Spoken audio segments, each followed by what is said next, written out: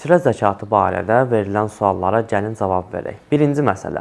Fitrə zəkatının miqdarı nə qədərdir? Fitrə zəkatı ən azı 3 kiloqram buğda, arpa, düyü, kişmiş, xurma kimi vəsaitlərdən çıxarılır. Ya onların özlərini çıxarmalısınız, ya da onların həcmində pul çıxarmalısınız. Təbii ki, bu minimum hesablamadır. Siz bundan artığını da çıxarmaqda mükəlləfsiniz, yəni ixtiyar sahibisiniz. İkinci sual. Fitrə zəkatını nə vaxt çıxarmalıyıq? Fitrə zəkatı bayram axşamından bayram günü zöhr azanına qədər çıxarmalıdır.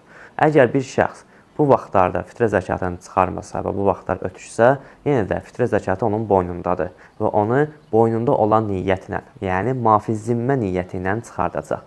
Deyəcək ki, boynunda olan niyyətlə fitrə zəkatını çıxardıram, qürbətən ilallah. Üçüncü məsələ. Fitrə zəkatını illik təminatını ödəyə bilməyən yoxsullar çıxarmağı vacib deyil. Əgər cüzi də imkanları varsa, imkanlara çatdığı qədər fitrə zəkatını çıxarsalar çox gözəl olar. Həmçinin fitrə zəkatı ana bətnində olan uşağa vacib deyil. Amma uşaq bayram axşamı və ya da bayram günü dünyaya gəlsə, artıq həmin şəxs uşağın fitrə zəkatını çıxarmalıdır. Fitrə zəkatını çıxaran seyyid çıxartdığı fitrə zəkatını fəqir olan seyyidə verməlidir.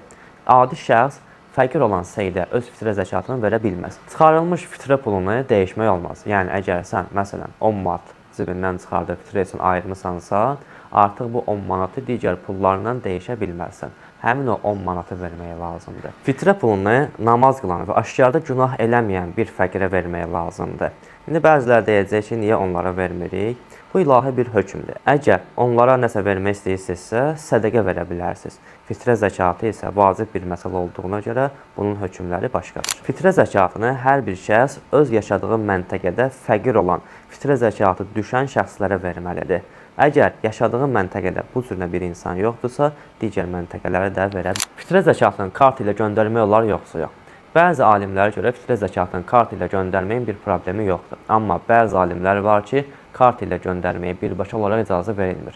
Bu cür olan halda kart ilə göndərmək istəyən şəxs bayramdan əvvəl göndərəcəyi fəqirə və yaxud da fəqirə çatdıracaq bir şəxsə əvvəlcədən göndərir və həmin o pulu ona əmanət edir. Həmin o şəxs də o pulu nağdlaşdırır və həmin o göndərilən şəxsin niyyəti ilə fəqirə verilir. Siz də bu rizqi digər şəxslərlə paylaşın ki, onlar da məlumatlı olsunlar. Bayramınız mübarək, Allah oruc və namazlarınızı qəbul eləsin.